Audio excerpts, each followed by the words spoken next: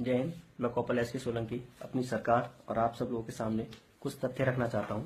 जैसा कि आप सब लोग देख रहे हैं, आजकल बहुत सारी वीडियो सेना और पैरामिलिट्री फोर्सेस को अपनी अपनी प्रॉब्लम्स को लेकर वायरल हो रहे हैं, जिसके उपलक्ष्य में सेना प्रमुख ने बोला कि आप लोग ऐसा मत कीजिए, सही नहीं है। जी सर, आपने सही बोला, ये बिल्कुल सही नहीं है।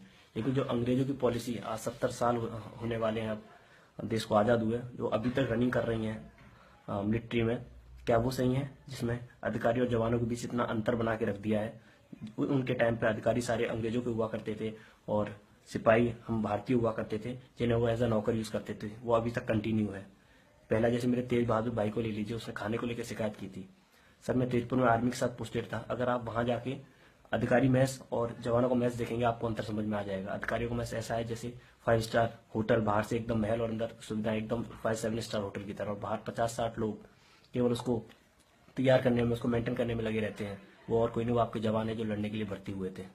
वहीं आप जवानों का मैस अगर जाके देखेंगे तो आपको खुद खाना खाने में झिझक महसूस होगी।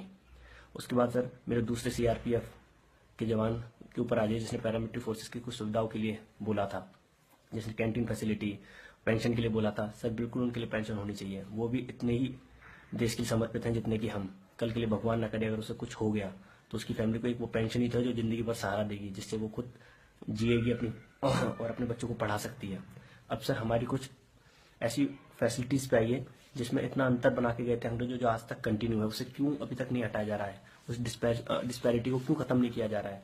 सबसे पहले ECHS फैसिलिटी, उनकी अलग हमारी अलग, हर जगह लाइन अलग, उनको हर जगह तवज्जो दी जाती है। कैंटीन में लाइन ले लीजिए, अफसर्स अलग, हम सिपाही अलग। MH में लाइन ले लीजिए, अरे MH में तो बीमार आदमी जाता है, उसमें अफसर्स अलग, हम लोग अलग। हम लोग लाइन में, अफसर आ गया तो वो पहले चले जाएंगे, उनकी फैमिली पहले चली जाएगी, हम लोग खड़े रह जाएंगे, चाहे कौन ज्यादा बीमार है कोई मैटर नहीं करता। उसके बाद आ जाइए सर, कार्ड लिमिट पर कैंटीन के, हम लोगों को 4-4.5 हजार, उनको हमसे 3 गुना 4 गुना ज्यादा। क्यों सर? पेमेंट उनकी ज्यादा, कार्ड लिमिट हमारी कम। उस कैंटीन से तो कुछ फायदा ही हुआ सर, हमारे 2 पैसे बच ही जाएंगे अगर हम 4.5 से ऊपर का भी कुछ सामान खरीदेंगे तो। फिर ऐसा क्यों? उसके बाद आ जाइए सर, लिक्कर कोटा पे, हम लोगों को 4 बोतल, उन लोगों को हमसे 3 गुना 4 गुना ज्यादा बोतल, फिर भी पीते हम लोग ज्यादा है। फिर आ जाइए सर, कैंटीन से कार निकालने के लिए, जवान तब तक कार नहीं निकालेगा जब तक उसकी सर्विस 10 साल हो जाए। सर, आज की मौजूदा स्थिति को देखते हुए अगर जवान के माँ बाप को जरूरत है आज कार की, अगर उसकी सर्विस 10 साल नहीं हुई है, तो ये रूल क्यों बना रखा है? अगर वो कैंटीन से कार लेगा तो सर उसको फायदा ही हो जाएगा, अदरवाइज वो बाहर चलेगा तो घाटा ही होगा ना सर। तो ये रूल क्यों? बल्कि अधिकारी जिस दिन भर्ती हुआ है उसी दिन से आराम से कार निकाल सकता है और चला सकता है। उसके बाद भी इतनी सीसी की लेंगे, इतनी नहीं, वो उनके हिसाब से। ये क्या है सर? केवल एक प्रेस्टीज इशू। उसके बाद उसी कार से अगर मूवमेंट की बात आए, अगर टीडी जाना है सर, तो अधिकारी के पास अगर रिजर्वेशन नहीं है, कुछ नहीं है, तो वो अपनी कार से भी टीडी जा सकते हैं और उसका वो क्लेम कर सकते हैं। वहां वो लोग जाके होटल में स्टे कर सकते हैं, अगर रूम नहीं है तो उसका भी वो क्लेम कर सकते हैं। बात एक जवान की करें, अगर उसको एक कोने से दूसरे कोने भी जाना है देश के, अगर उसको रिजर्वेशन नहीं है, वेटिंग में है, तो वो टॉयलेट के पास सो के जाएगा, उसको जाना पड़ेगा। वो अपनी कार से अगर जाएगा भी तो अपना खर्चा करके।